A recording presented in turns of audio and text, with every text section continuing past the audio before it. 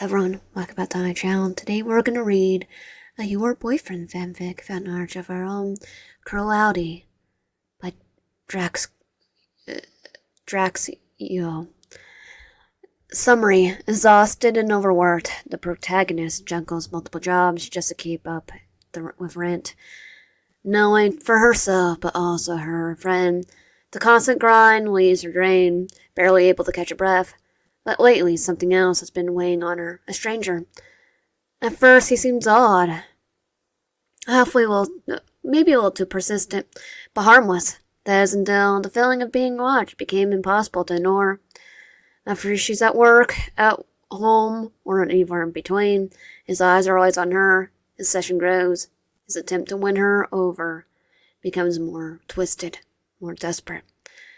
But love can't be won, especially when her heart actually belongs to someone else. Even if she hasn't realized it yet. Dawn Williams. Chapter 1. I never thought I would do this one day. Leave. Just pick myself up and leave everything behind. Family, home, all of those years. But the day our family got caught up in more drama, something inside me snapped.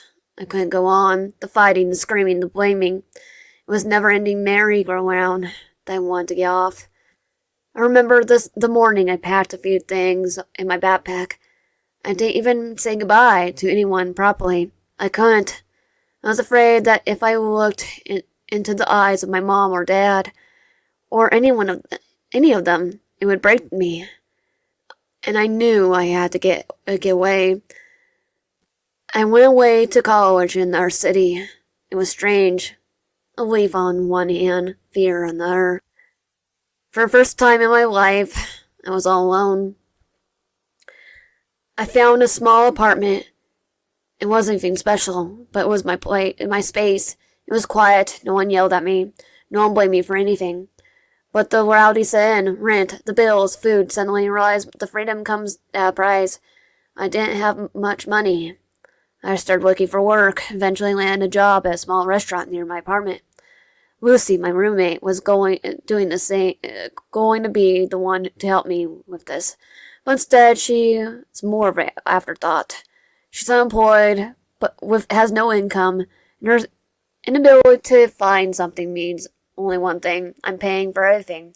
Rent, utilities, food, internet. Every month, when I open the bills, I feel my stomach tighten.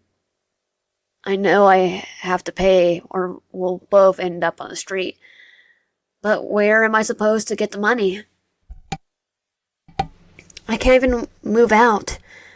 I've looked at a dozen of ads, looking for another apartment, better conditions. But either it's all taken, or the rent is even higher than I'm paying now.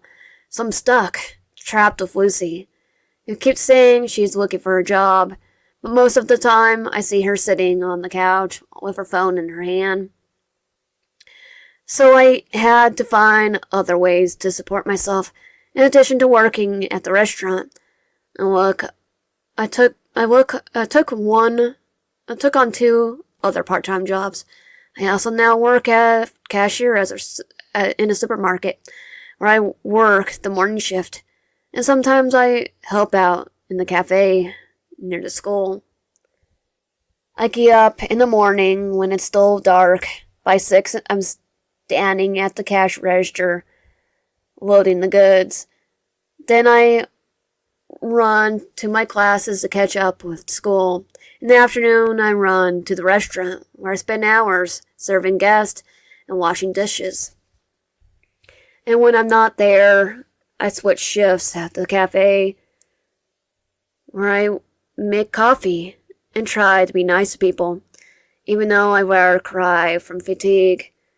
3 part-time jobs, 3 different jobs, and it's still barely enough. I'm exhausted all the time. My body protests. My legs hurt so much that every step is agony. My eyes are red and I barely keep them open. I could sleep every spare moment, but I still can't sleep because my mind is always racing with thoughts. Will I be able to pay for this? What if I get sick? What if I lose one of these jobs? I don't even know the last time I had time to myself, sit down with a book, watch a movie, or just take a walk outside. It was all about survival now. Sometimes I think that's not how I imagined it. Leaving home was supposed to be a release, but instead I feel even more trapped. But I can't afford to stop. I have no choice. I have to pay. I have to endure. I don't even know, don't even have time for relationships.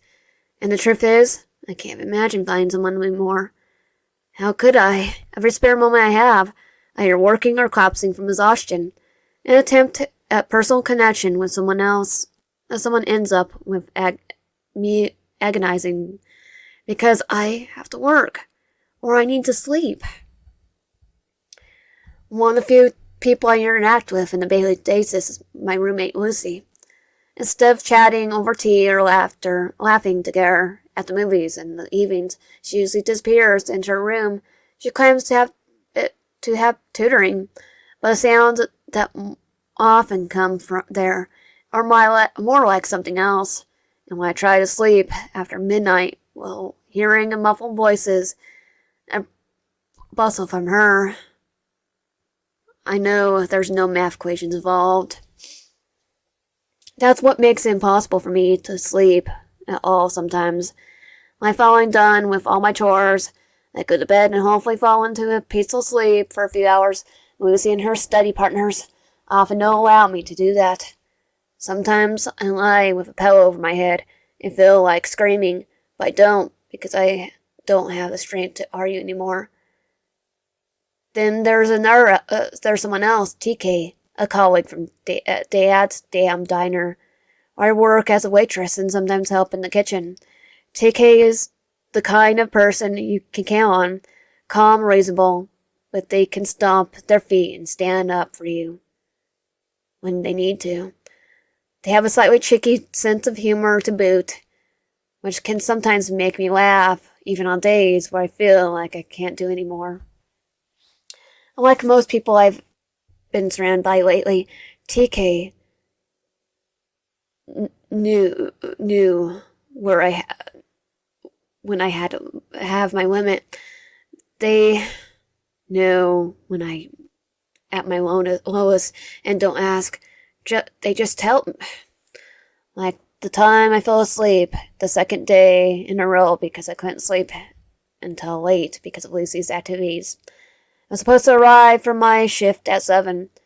I woke up at 8. I called, stressed and ready to be yelled at and possibly fired by my boss. When I ran in, I found that TK had arranged everything and taken my part of the shift before I arrived. They even asked for anything in return. They don't blame me. They just shrugged and said, everyone needs someone to have their back sometimes. At that moment, I had a hard time not crying because on that particular day, I felt like the most incompetent person in the world. I curled up on the couch that had become my refuge whenever I couldn't go on. This time I literally fell over. My body is heavy as lead.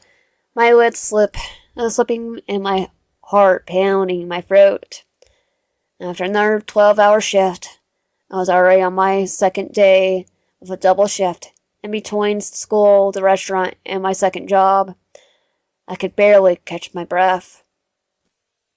I lay still and just stared at the ceiling. Slowly Lucy's face appeared above me, with her typical cheerful smile, messy hair, and an expression that suggested she was having a good night again. Well, you look like you've been ran over by a truck. Or did you have a marathon and forget to tell me the details? She chuckled. Rolled my eyes, though I barely had energy to do so. God, Lucy muttered. Sorry, she had held up her hands in mock apology, but she's still smiling, just trying to land the atmosphere. I mean, you look like you're about to let your soul out here for a moment. Have you at least eaten today? Or is it just coffee and air that feeds you? I squint at her and rub my face with a sigh. I had soup, well, more like leftovers from the guest who left on the table. I couldn't. It wasn't cold yet. I had bitterly, grinning ironically. Lucy leaned her hip against the back of the couch, tossing her arms over her chest, and marked with her typical lion tone. You know you're going crazy, don't you? You really should find someone, some nice guy, to at least stretch you. Or girl, whatever, as long as it makes you feel good. It'll help with stress, believe me. I speak from experience. And wait. This is just like her, carefree, free spirit, always open-minded when it comes to relationships, and especially... Yeah, thanks for the advice, Dr. Love. But I'm really more into the mood for 20 hours of sleep than a foreign tongue right now, I replied irritably. Lucy laughed out loud. So I see you were in a picky mood today. Okay, sorry. I know you're not having an easy time. I guess don't want you to end up a zombie, or for you to pick yourself up one day and just disappear. Yeah, I'll like that, but the rent doesn't pay itself, does it? I from her look that suggested more than I originally intended. Lucy considered for a moment. Look, I know I'm bugging you. It was one of those few times I felt like she was serious, that behind her lax mask, there's a piece of a person who cared about me after all. She just didn't know how to show it otherwise. Sure, I said softly. There was a silence for a while, and Lucy stretched until her back ached. Anyway, I'll clean up. I have a visitor. It's probably going to be noisy. Then put your head earplugs if you want. Thanks a lot, Lucy muttered in annoyance. I love you too, baby, she winked easily, throwing a pillow at me before getting up. With a quiet laugh, I heard her sink into her room and the door shut. I covered my face with my hands inside. I was lying on the couch, my body heavy as a rock, my eyelids drooping, when suddenly there's a thump, a loud, pounding rap on the door. I opened my eyes sharply and growled in irritation. Frick, who the frick? I murmured half loudly, even though I knew no one could hear me anyway. For a moment, I hoped it was just a mistake, that someone had knocked by mistake, but then it came again, louder and more emphatic. I sighed as if the weight of the world had landed on my chest, and slowly stood up. My legs could barely carry me, and with each step I could feel my calves and thighs burning from running around the cell all day. My muscles protested, but I had no choice. Yeah, I'm coming, for Pete's sake. I'm not a robot, I muttered, and still annoyed under my breath. Still annoyed, before reaching for the doorknob and opening the door, and there he stood, the landlord, whose name I long since banished from my memory, but his face was impossible to forget.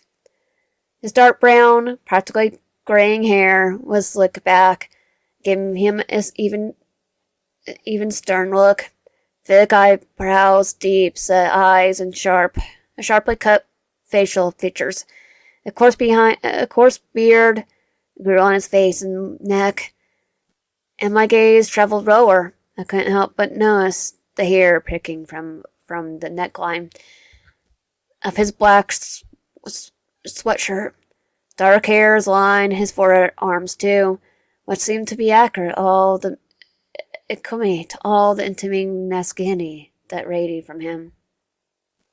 He wore his typical black sweatshirt that hugged his muscular physique, dark jeans with black belt, and a brown jacket over it, a gold-plated wristwatch glistening on his wrist. Cheap, maybe expensive, but mostly was meant to make an impact, and for him it worked. He raised his eyebrows and fixed me with a sternly cold gaze. A nice welcome, he said dryly, without a hint of interest, but with an audible irony. Heat washed over me, of course, he heard I muttered before. I'm sorry, sir. I didn't know it was you. I'm just tired, I muttered nervously, quickly shuffling out the door. Don measured me from head to toe with his eyes, slowly folding his arms across his chest with a cynical grin. He uttered, Tired, yeah, I could see that. You look like someone pulled you out of the ditch, or you've been run over by a car, maybe twice, judging by the way you're barely hanging on. I took a step back. I felt my throat tighten. He had the gift of completely dismantling a person with his words, and still pretending like it was no big deal. I'm busy right now. School, part-time, jobs, you know. I tried to explain, my voice sounded weak and shaky. The landlord tilted his head slightly to the side and ran his eyes over me again, this time almost analytically. Yeah, I see. Work, school, part-time jobs.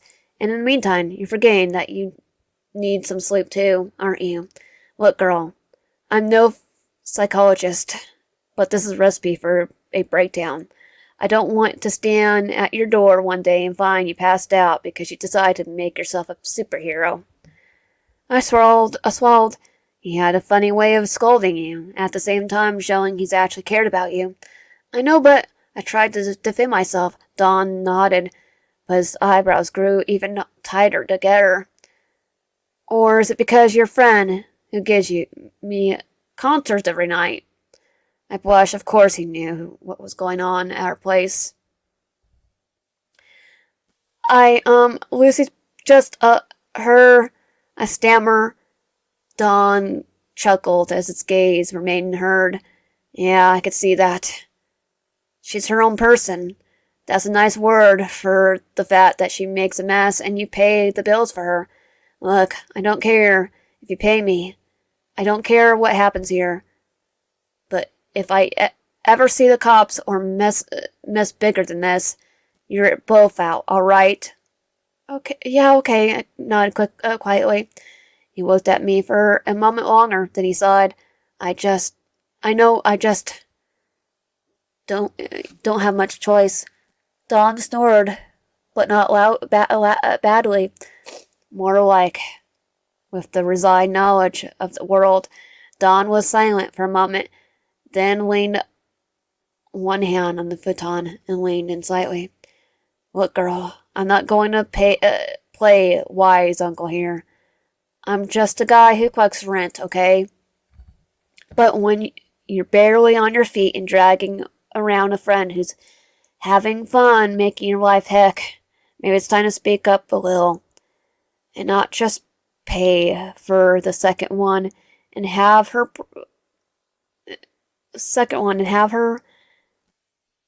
I don't know what else to throw at your head. I chuckle a little, though it's more of a desperate laugh. Yeah, that sounds easy. He shrugged. It isn't. It's never easy. But if you don't want to end up in the ER somewhere near, then at least try to think about it. Thanks, sir, really. I breathed. He waved his hand as to push the sentiment off the table. Keep it. I'm no savior. But I'm telling you, if you pass out or do something to yourself here one day, you're going to tick me the heck off, and you don't even want to know what I'll do to you, to your Lucy. So get your crap together, okay? I smiled, tired and genuine. Okay, the landlord nodded, turned and headed away from the door, down the hall. Before he turned hit the corner, I saw him glance back for a moment. Hang in there, girl, he muttered, then disappeared. I closed the door and leaned against it.